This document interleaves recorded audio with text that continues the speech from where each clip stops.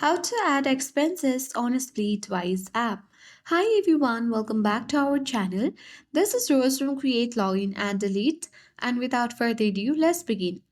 Adding an expense in a Splitwise is simple and allows you to keep track of shared costs with friends, roommates, or group members. Here is how you can do it. Simply launch a Splitwise app on your mobile device and make sure you are logged into your account. Now, tap on Groups tab at bottom left corner of the screen. Alternatively, you can select a friend if you want to share the expense directly with them. So let's tap on the group in which you want to add the expense. And now, here you can easily tap on Add Expense button at bottom right corner of your screen. Now you need to enter a brief description or name of the expenses, for example, dinner at the restaurant, and enter the total amount for the expense. And here you can easily select, or if you need to change the currency, you can tap on the currency icon on the left side of the amount field and select your desired currency. And then you need to simply select the person who've paid for the example, for example you or any group member.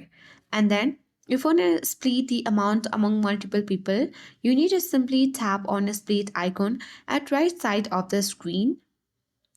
And now you can simply adjust the split or how much each person owes by selecting them and specifying the amount. And now you can easily add the date of the expense if it differs from today. Optionally, you can add as a picture. You can provide additional notes about the expense using the icons at bottom right corner. Once everything is saved, you need to tap the tick mark at top right corner to save the expense.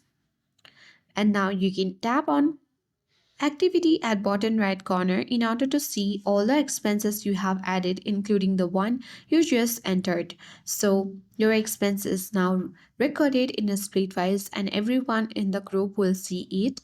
The app will automatically calculate the amount each person owes. So that's all for today. I hope this guide was helpful. If it was, then do like, share, comment, and don't forget to subscribe.